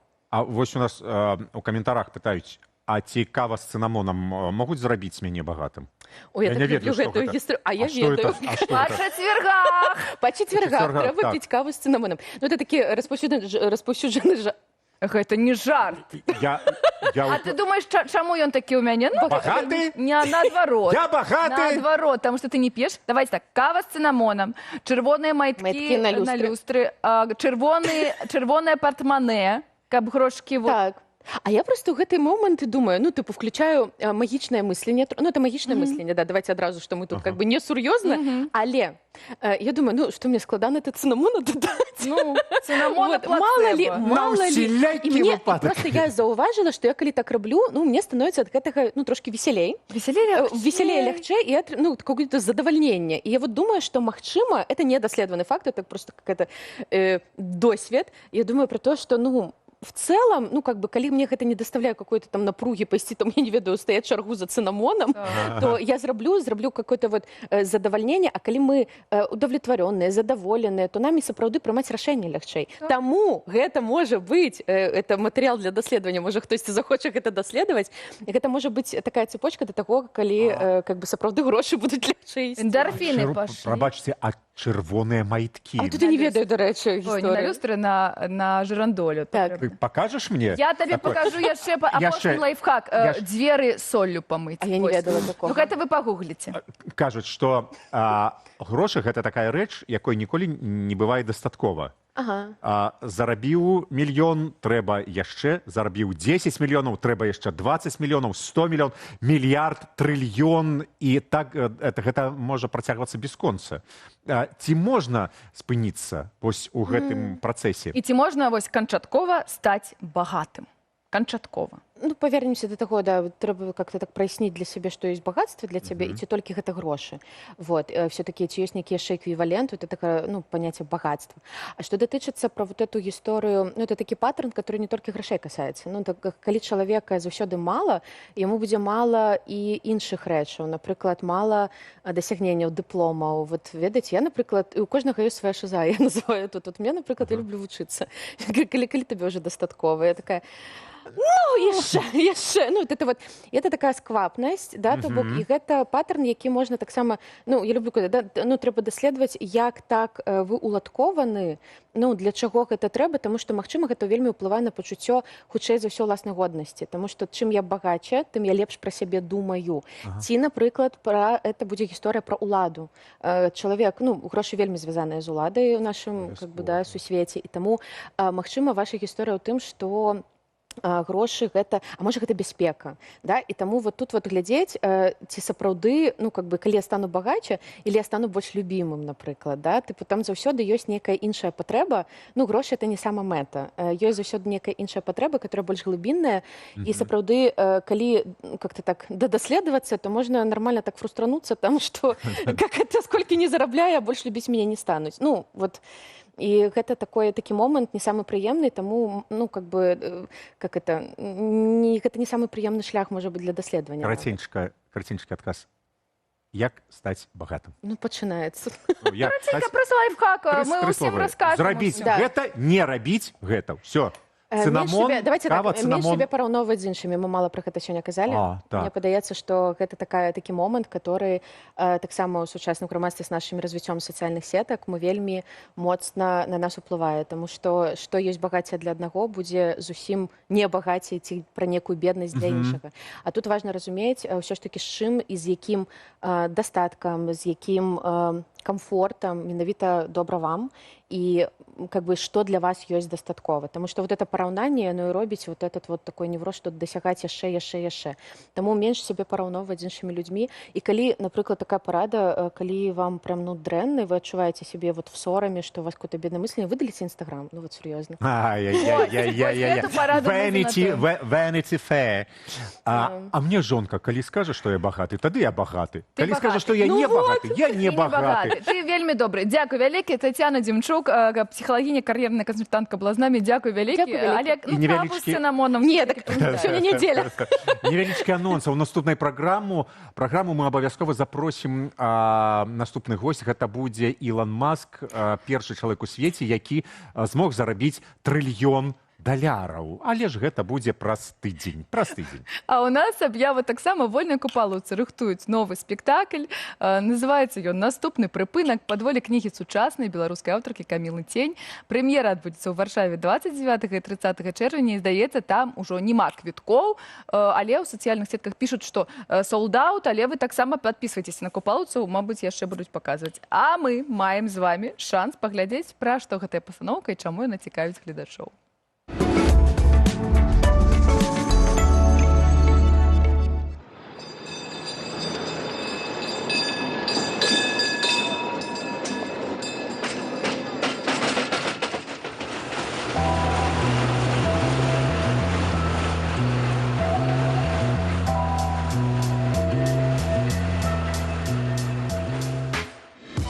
Апошні месяц вольныя купалаўцы ездзяць на мінскім трамваі прывідзе па горадзе ўспаміне з канца ў канец па адным маршруце. Наступны прыпынак метро трактарны завод. Наступны прыпынак уральская. Наступны прыпынак акадэмічная. У аснову спектакля «Наступны прыпынак», які хутка будзе прадстаўлены гледачу, лягла нашумелая кніга сучаснай беларускай пісьменніцы Камілы Цень. Постпратэсная, самая сучасная літаратура. Для мяне гэта наогул такі открытие такое литературное. Вот, оказывается, можно про все, что угодно писать романтично. Вот написать про Заводский район вот с такой любовью, с такой романтикой, с таким любовью до людей.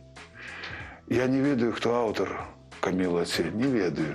Это тайна, может, когда-нибудь доведаюся, але не важно. Это такой выдатный твор сучасный, як зрэз сучаснага грамадства беларускага. Заводскі раён, звычайнае працоўнае насельніцтва, звычайныя клопаты і разважанні, звычайныя сітуацыі. Той Мінск, які знаходзіцца за 550 кіламетраў ад Варшавы, і які з кожным днём вымушанай эміграцыі становіцца ўсё далей і ўсё даражэй.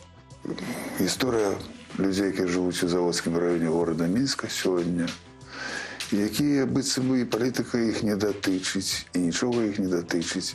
Яны простыя, добрыя, нармальныя людзі, неадмоўныя.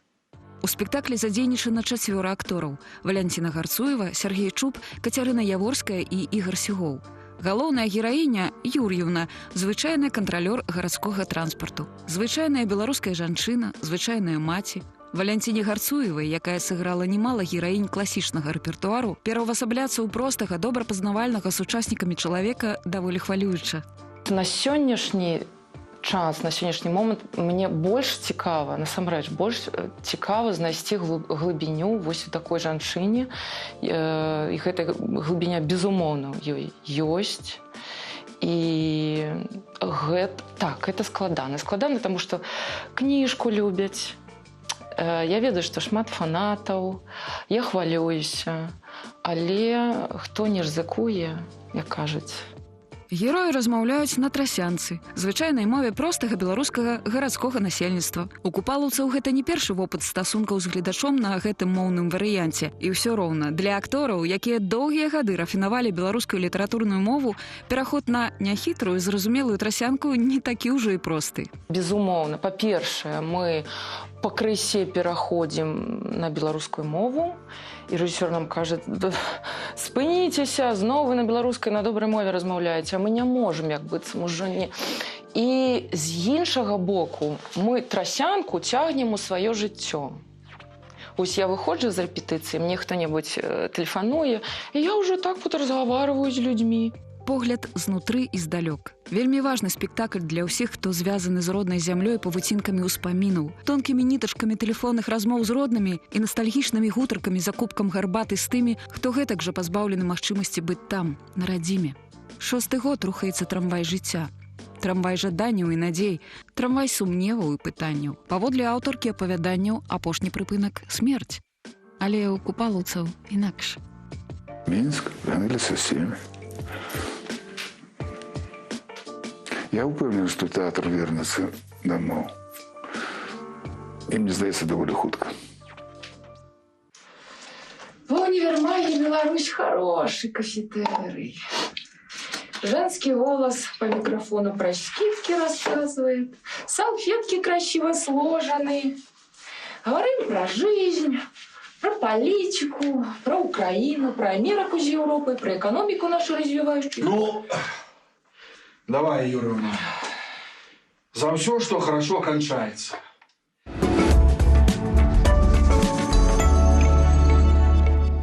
Асцярожна, дзверы зачыняюцца. Гэта сапраўдны выраз, убудаваны ў ДНК беларусаў. І тым, хто з розных прычынаў не можа трапіць на спектакль, нагадаю, што пастаноўка зробленая пад волі кнігі сучаснай беларускай аўтаркі Камілы Цень. Гэта псеўданім, аўтар, як і шмат, што цяпер у беларускай культуры ананімны. Але вельмі спадзяёмся, што аднойчы яна ці ён выйдзе з цені і раскажа пра сябе ў нашай студыі. Афіцыйна запрашаем. Так, бо пра кнігі мы размаўляць вельмі любім, і наша наступная госця, таму доказ да нас завітала каардынатарка творчага кірунку беларускага пэну Наста Юркевіч. Настачка, вітаем. Добрай раніцы, добрай раніцы. Ну, распавядайце, як што жыве... такое сучасная беларуская літаратура? Ці існуе сучасная беларуская, падкрэсліваю, літаратура, з вялікай літары, літаратура? Як яна жыве зараз? Экстрэмісцкія спісы, рэпрэсіі, міграцыя аўтараў, як гэта ўсё будуецца? Я ўпэўнена, што мы зараз у перыядзе росквіту беларускай літаратуры, і яна сапраўды з вялікай літары. Нездарма вы сказалі пра гэтыя жахлівыя ўмовы, у якіх дзейнічаюць нашыя аўтары. Так, гэта абсалютна неспрыяльныя ўмовы. І я б не стала рамантызаваць гэтую сітуацыю, кажучы, што вось, дзякуючы рэпрэсіям, мы маем росквіт. Абсалютна не. Нягледзячы на рэпрэсіі, мы маем усплёск, выбух нават думкі, ідэяў, памкненняў пісаць. І гэта настолькі заўважна, як, магчыма, параўноўваюць з пачаткам 20-го стагоддзя, з узвышшам, з маладняком. Але, памятаючы пра тое, якія потым наступілі дзесяцігоддзі, я б хутчэй параўноўвала з пасляваеннай літаратурай Польшчы, у эміграцыі таксама. І тут постаць Ежы Гідройця паўстае у нас. Нездарма. І нездарма наша галоўная незалежная прэмія носіць імя гэтай асобы. Таму што пасля таго, як Ежы Гідройц апынуўся ў выгнанні ў Францыі, ён заснаваў супольнасць літаратараў, мысляроў, людзей, якія не спыніліся на тым, што вось мы страцілі радзіму, і што нам далей рабіць. Гэтыя людзі стала будавалі новую Польшчу, Польшчу будавалі падмуркі новыя. І мала таго, што вакол часопіса «Культура», які яны стварылі, гуртаваліся людзі, якія думалі пра сучаснасць Польшчы, яны думалі пра будучыню і будучыню ўсяго рэгіёна. І нездарма наша прэмія уганаравала гэтае імя, таму што Ежы Гідройц адзін з тых, хто у 50-х яшчэ гадах, калі Саюз быў моцны, калі не было нават думкі пра нейкую незалежную Беларусь, правда? Але ён ужо тады сказаў, што Польшча мусіць адмовіцца ад імперскіх амбіцый, не думаць пра Украіну, пра Літву, пра Беларусь, як пра нейкія часткі страчаныя былыя землі, а памятаць, што бяспека Польшчы залежыць ад незалежнасці гэтых усходніх еўрапейскіх краін. І тыя ідэі, якія віравалі вакол часопіса «Культура», і, здавалася, былі толькі фантомнымі нейкімі ідэямі, часам для кагосьці радыкальнымі, пасля 1989 года спрычыніліся да сённяшняй рэальнай палітыкі Польшчы. І нездарма мы з вамі сёння ў студыі тут. Добра, гэта 89-й год. А 20-й год, 2020 год, мы можам казаць, што гэта быў такі вадападзел для беларускай літаратуры, і новыя з'явіліся тэндэнцыі, мабыць, у сучаснай беларускай літаратуры менавіта пасля 2020 года.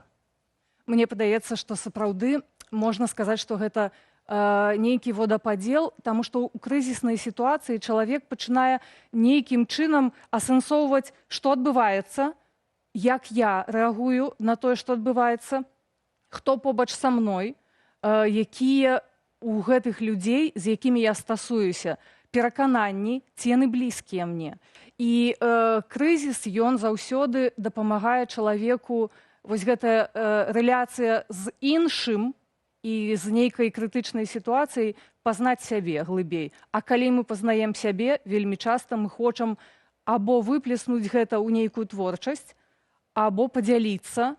Хтосьці дзеліцца з сябрамі, хтосьці адчувае самоту, напрыклад, і хоча новыя знайсці колы для сябе, новыя колы стасункаў, хтосьці выносіць гэта ў слова. І слова сапраўды мае моц.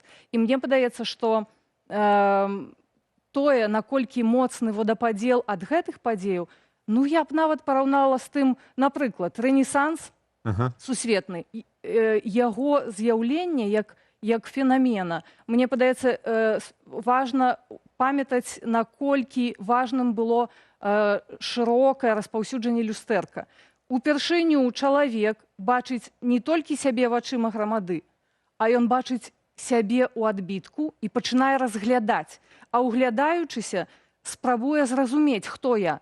Так і мы. Гэта вы Шекспір зараз.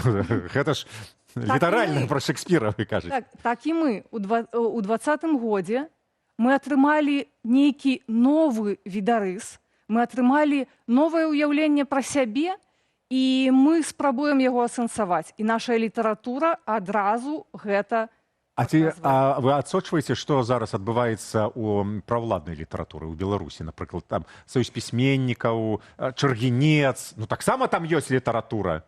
Там ёсць літаратура. Ёсць літаратура, так.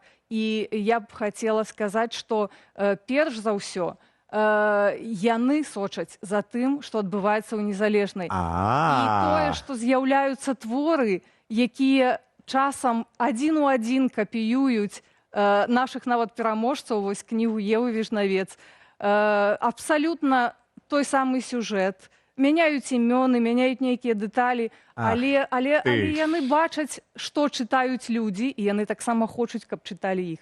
Але не дапамагае. А давайте вось пра нармалёвую, пра кнігу здаровага беларуса. Прэмія Ежы Гідройцы. Вы яе каардынуеце, і, па-першае, давайте узгадаем, хто можа падавацца на гэтую прэмію. Ці можа гэты вось Мерзалюк, ці Мукавошчык? Хто заўгодна. Марзалюк. Выбачайце. Хто заўгодна. Неважна ні паходжанне этнічнае, ні месца пражывання. Галоўнае, каб гэта быў жывы аўтар. І калі ён жывы, хай на беларускай мове. Так. Прэмія Гідройцы прысуджаецца за беларускія кнігі. І тут вось пытанне з Камілай Цень, наступны прыпынак смерць, які напісаны, скажем, не літаратурнай мовай, але прэцэдэнты былі. Журы дапускае удзел твораў, якія напісаныя дыялектнай мовай, вось трасянкай. Пераклады? Пераклады для гэтага ёсць... Не, для гэтага ёсць асобная прэмія, імя Карласа Шермана. Ёсць асобная прэмія для твораў на гістарычную тэматыку, імя Францішка Багушевіча. Калі у вас ёсць на прыкмеце нейкая кніга, напісаная па-руску, па-ангельску, неважна, па-літоўску, якая закранае важныя для нашай сучаснасці праблемы, якая сведчыць пра нешта, што сапраўды важна для нашага грамадства, то можна падаваць на прэмію Алеся Адамовіча. Так. Праз вас? На сайце, калі ласка, на сайце беларускага пэна вся інфармацыя ёсць. Зацікавіўся. Давайте вось пойдзем на наступнае пытанне ў фармаце бліцу. Адказваць, каб было караценька, канцэнтравана, можна было нешта занатаваць. Да. Пачынай. Што б вы параілі прачытаць чалавеку, які нічога не ведае пра сучасную беларускую літаратуру? Я буду казаць... Гэта бліц. Добра, я буду казаць толькі творы з нашага доўгага спіса сёлетняй прэміі Гідройцы. Калі нічога не ведае, я б параіла «Цягнік да познання» Алексея Правалоцкага, параіла проста з любові рэпарцёрскія партрэты памяці Ганны Кандрацюк, і, напэўна, раз, два, тры, чатыры, два.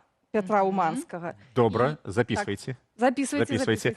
Что бы параілі прачытаць чалавеку, знаёмаму толькі з класікаю беларускай літаратуры? «Радзіна», «Збых Слупоўскі» і «Холодныя землі», аўтар Александр Карнаух. Ага.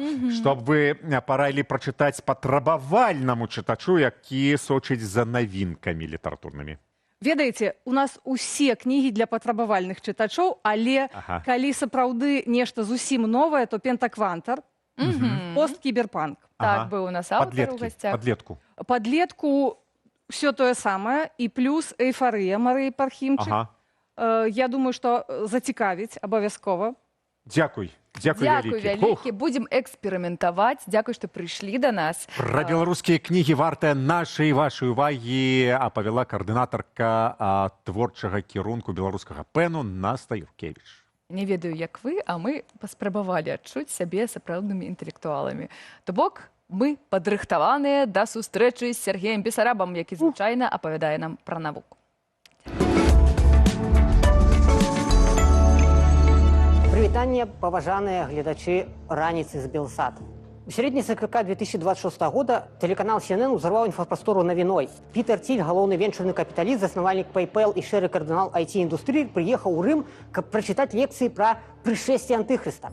Раней рэжысёры серыяла «Паўднёвы парк» зрабілі з гэтага смешную мультыплікацыю пародыю, але вось цяпер Ватыкану стала не да жартаў. Правадыры каталіцтва нават мусілі выпусціць экстраны дакумент, куды ідзе чалавецтва, каб хоць неяк адмежавацца ад гэтага кібермесіянства. Таму што заходнім тэхналагічным мультимільярдэрам накшталт Ціля ўжо мала іх мільярдаў. Ім мала лічбавага контроля. Ім патрэбна свая рэлігія. Каго ж Пітер Ціль лічыць антыхрыстам? Не нейкую містычную пачвару. Антыхрыст для яго гэта сістэма ліберальнага сусветнага ўраду, якая абяцае мір цаной татальнага кантролю. Ціль называе агентамі антыхрыста так званых AI-дум-актывістаў, якія выступаюць за абмежаванне штучнага інтэлекта. Напрыклад, Элізера Юткоўскага ці Ніка Бострыма. Да іх ён дадае нават экалагічную актывістку Грету Тунберг. Чаму? Таму што са страху перад экакатастрофай ці бунтам машын усе яны патрабуюць узмацнення сусветнай улады і бюракратыі. Яшчэ вельмі даўно Ціль заявіў: «Я больш не веру, што свабода і дэмакратыя сумяшчальныя. А зараз жа вырашыў, што раз дэмакратыя пракладае шлях антыхрысту і глобалізму, значыць тую дэмакратыю і правы чалавека трэба дэмантаваць. І дэмантаваць першымі. А прапанаваць замест іх патрэбна тэхнакратычную манархію. Знаёмцеся, неафеадалізм або цёмнае асветніцтва, або неарэакцыя. Стыў Бэннан, Кёрціс Ярвін, Нік Ленд – гэта тыя мысляры захаду, да якіх прыслухоўваецца Ціль. Яны сцвярджаюць, што грамадзянская супольнасць, роўнасць, вяршэнства права – гэта пухліны, якія забіваюць чалавецтва. Дэмакратыя – гэта памылка эвалюцыі. Усе краіны трэба ператварыць у карпорацыі, на іх чале паставіць звышбагатых генеральных дырэктароў. Бо нібыта толькі гэтая вузкая звышплутакратыя здольная ўтаймаваць свет сваёй жалезнай рукой. Беларусы добра ведаюць, што такое нязменны кіраўнік. Але самыя паспяховыя айцішнікі ў ЗША, а значыць і ў свеце, яны зараз мараць аб абсалютызме тэхнамільярдэраў. Вы думаеце, гэта чарговая інтэрнэт-фантазія? Не. Гэтая філасофія ўжо рэалізуецца. Нядаўна Financial Times выбухнула маніфестам аргенцінскага прэзідэнта Хаўера Мілея. Ён прапанаваў даць нейрасеткам юрыдычны статус нечалавечай карпорацыі. Аўтаномныя алгарытмы атрымаюць статус прадпрымальнікаў з поўнымі юрыдычнымі правамі і з абмежаванай адказнасцю. Чалавек-акцыянер больш не нясе адказнасць за катастрофу, калі яго робот ці AI-агент выкліча мільярдную памылку на рынку. Пакуль Еўропа намагаецца загнаць нейрасеткі ў юрыдычныя межы, амерыканскія тэхнаалігархі будуюць сабе крэпасць, дзе алгарытмы, якія пазбаўленыя трыбуналаў і судоў, вучацца акумуляваць неабмежаваныя грошы, ствараецца сістэма запраграмаванай безадказнасці. Ціль сцвярджае, што баіцца ўсебачнага кантролю і сусветнага ўраду. А як жа ён ратуе ад гэтага свет? А проста, заснаваўшы разам з Алексам Карпам кампанію «Палантир», самую магутную прыватную выведвальную нейрасетку ў свеце, вачыма якой сёння глядзяць спецслужбы Мі-6 і Пентагон. Эпічная лютасць у Іране, апоўначны молат у Венесуэле, ліквідаваныя Хаміней і захоп Мадура – гэта не перамога палітыкаў, гэта «Палантир». Цэнтральная нервовая сістэма ваеннай машыны Амерыкі, тое, што будаваў і працягвае будаваць Ціль. Працягвае з разлікам, што сам і будзе кантраляваць гэтага звера. Ён стварае інструмент для антыхрыста, каб змагацца з ім жа. Тэхналогіі Крэмневай даліны гэта больш не эканоміка. Сёння гэта поле ідэалагічнага манапалізму. Парадокс Пітера Ціля ў тым, што ён жорстка крытыкуе сістэму за таталітарны кантроль, але пры гэтым сам стварае вайсковы штучны інтэлект, каб перахапіць глобальнае кіраванне. А каб застрахаваць сябе ад міжнародных судоў, ужо цяпер легалізуе беспакаранасць і скідвае юрыдычную адказнасць на самі алгарытмы, выкарыстоўваючы такія краіны-пясочніцы, як Аргенціна. І гэта не тэорыя змовы, гэта базавая бізнес-стратэгія эпохі постдэмакратыі. Беларусы маюць унікальны вопыт супраціву зямным аўтарытарным рэжымам. Але мы ўваходзім у свет іншай дыктатуры, алгарытмічнай, дзе манапалізуюцца нашы рашэнні, наш трафік, наша ўвага. Адказ на гэты выклік – гэта ваш когнітыўны суверэнітэт. Дбайце пра сваё інфармацыйнае асяроддзе, кіруйце ўласнымі дадзенымі, абараняйце сваю ментальную аўтаномію ад маркетынгу тэхнакарпарацый. Сапраўднае вызваленне ў 21 стагоддзі пачынаецца у вас у галаве. Засталося зусім мала часу, але паспяваем прачытаць вашыя каментары. Нагадваю пытанне сённяшняе: колькі грошай трэба менавіта вам, каб лічыць сябе багатым? Сандра, што пішуць? Я пачну з таго, што тут папрасілі перадаць Денісу менавіта, што працаваць трэба там, дзе большы прыбытак, а там, дзе менш, не працаваць. Дзяніскін. Гэта Дзяніскін варыянт, мне падаецца. Гэта лайфхак. Я запишу яго абавязкова. Дзякуй вялікі. Дзякуй. Пішуць, што хацелі б столькі грошай, каб не адмаўляць сабе ў неабходных рэчах і раз-пораз сябе пабалаваць. Я думаю, беларусам трэба мінімальны заробак у $1000 штомесяц. Ну, гэта зусім мінімальны, мне падаецца. Хай будзе, пачнем з гэтага. Гэта зусім мінімальны, але, дарэчы, гэта нават крыху менш, чым недавно опубликовали средний заробок по Беларуси. Ну, то, что яны там публікуюць. Ну, средний заробок, ведаеце. Такое, сярэднія заробкі, ведаем, што такое ў Беларусі сярэдні заробак. Такі вось прыкол нам тут таксама напісалі. Калі я быў маладым, я быў бедным. І вось я шмат працаваў, і зараз я не малады. Вось. Яшчэ напісалі, што хочется быть такими богатыми, как звонили гэтыя махляры. Махляры, так. Переведите свой $1 мільён, калі ласка. Але гэтым людям адказалі, што махляры тэлефануюць і без гэтага. Так. Нават бедным. Ну так махляры з налогавай могуць патэлефанаваць. Падатковай. Усім тэлефануюць. Не абавязкова быць багатымі, на жаль. Вось, яшчэ напісалі, што багацце гэта калі можаш, як Скрудж, пайсці ў сваё сховішча і занурыцца ў свае скарбы. Было такое, памятаем. Это Скруджа ты зараз? Он как-то так размаўляе. Я ведаю, мабыць. Ты гэта не, ты гэта з Дональдом Дакам блытаеш. А гэта розныя? Скрудж і Дональд Дак? Давай. Так, вось пісалі нам таксама, што калі б працавалі ў Польшы ці Амерыцы, то былі б заможныя, але працуюць у Грузіі, на жаль, там маленькі заробак, не аплачваюцца так добра. Зразумела. Таксама не лепшая эканоміка ў свеце, так. Таксама мы абмяркоўвалі ў каментарах розныя кава з цынамонам, вось гэта манетку на месяц у вазе памачыць і заклінанне прышытаць, ці дапаможа. На жаль, не дапамагае. Я ўсё ж такі пра дзверы з соллю хочу паспрабаваць. Ну, я зраблю выгляд, што гэта клінінг дэй, але ўсё ж такі... Што такое дзвер з соллю? Трэба памыць дзверы з растворам солі, каб грошы вяліся, каб... Асінавы кол яшчэ трэба? Гэта іншае. Гэта для срэбраныя кулі. Все, даражэнькі, дзякуй вялікі, дзякуй даражэнькія вялікі. Сандра, Дзень Дудзінскі, Кацяры, Дарэцка. Дзякуй нашыя падпіснікі і тых, хто пісаў нам каментары. Пока.